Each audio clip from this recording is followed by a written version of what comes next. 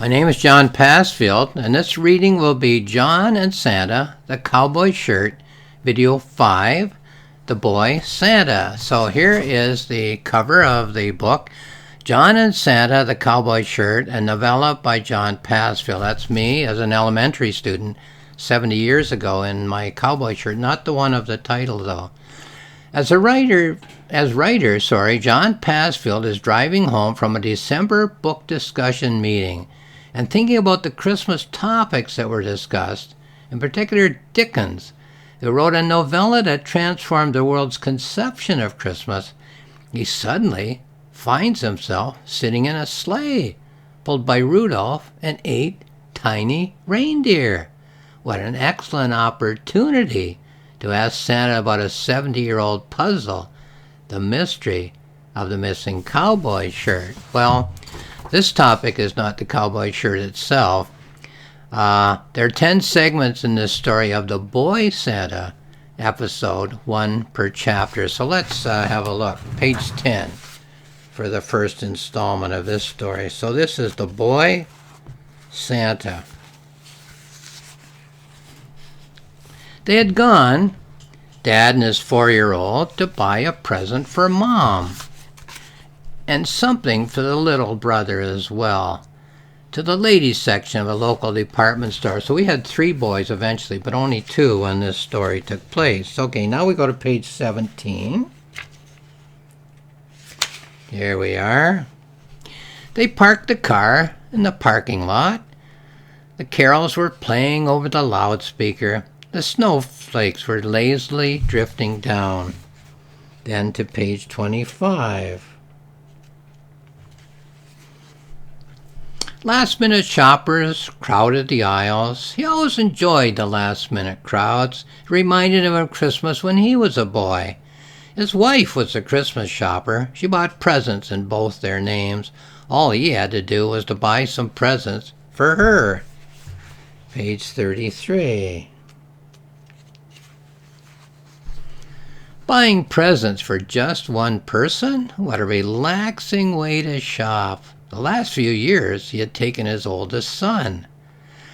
There had already been a visit with Santa Claus. The whole family had gone along. He and his wife, their 4-year-old son, and their brand new baby boy. Then to page 43, 10 pages on. They had sat on Santa's knees. Their mom had dressed them in matching sweaters. They had their picture taken at a mall.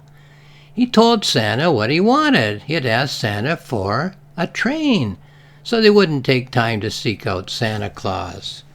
Then on to page 51. So they headed for the ladies' department, searching for presents to buy for Mom. They rounded a corner of a display and suddenly stopped. It was Santa.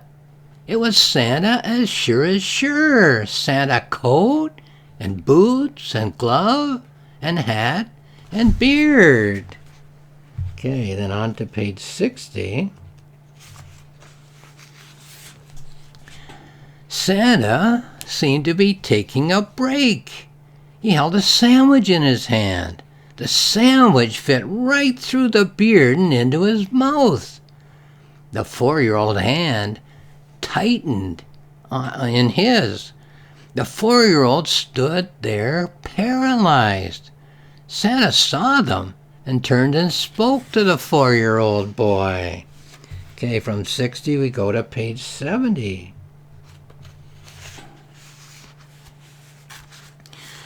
What would you like for Christmas? The hair was standing up on the head. The 4-year-old looked down at his feet and murmured, "Twain."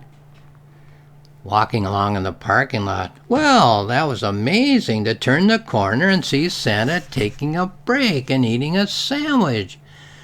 We were surprised as much as he was surprised to see us. Okay, then on to page 79.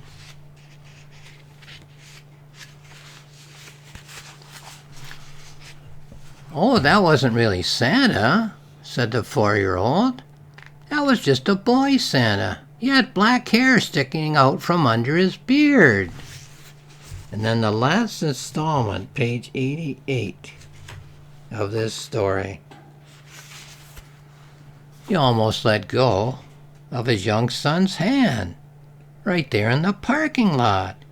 He was amazed at the power of thought of the 4-year-old mind. This was the boy whose hair had stood on end as they rounded the corner.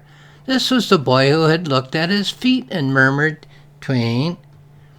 The boy held his dad's hand firmly as they walked to the car. So the boy's walking on pretty firm ground as far as reality and fantasy goes, but the dad has kind of lost his footing somehow.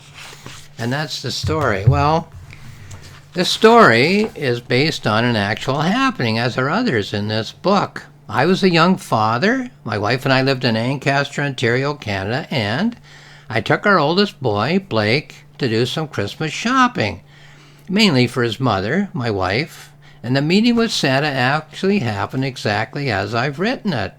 Our son was about 4 years old at the time, and he was startled, stunned and speechless to have come around the corner and see Santa Claus eating a sandwich. And just as in the story, Santa Claus turned and spoke to my son. He asked my son what he wanted for Christmas, and Blake could not say the word train. I was amazed at the power of myth, as is mentioned in the novella, because Santa, the Santa who was working in a department store at Christmas time, was obviously so real to my 4-year-old son. But, as the story shows, I was even more amazed when, as we were walking towards our car in the parking lot, my son told me that it was not the real Santa because you could see the black hair peeking out from under the white Santa beard. Well, I was 28 when my son was born, so I was probably about 32 on the day that happened, and I have never forgotten that incident. So that's 40 years or more, and it has stuck with me. And when I sat down to write this novella, it was one of the obvious stories that I wanted to tell. It shows to me how complex in comprehension is a 4-year-old mind, even at times more complex than an adult mind. Such a question as, is Santa real or not real, only seems to have one answer. It's ridiculous in light of the fact that we can hold out not only two ideas in our minds at the same time, but we can hold a multiplicity of extremely complex ideas in our minds at all times. In fact, this is how we respond to our reality. We respond to our complex reality by forming complex patterns of images in our minds. A human being is amazingly equipped to live in the actual world.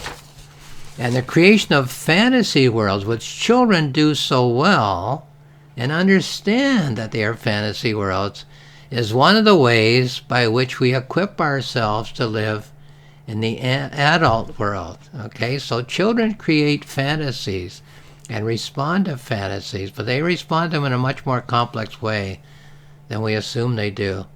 The connection between actuality and fantasy, the stories we live, our actual lives, and the stories we devise, we make up, our fantasy lives, is amazing, at times even shocking to think about, as the story shows. Well, once again, this is the novella, John and Santa, the Cowboy Shirt, a novel by John Passfield. It's on Amazon if you'd like more information about it.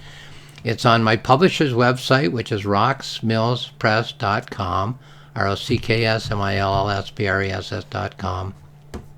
On my website, johnpassfield.ca, 2 books, a planning notebook and a journal, in which I plan and write this little novella and in which I reflect on it as I'm polishing it. So have a look there at johnpassfield.ca if you're interested. And lastly, I'll say thank you for watching this video.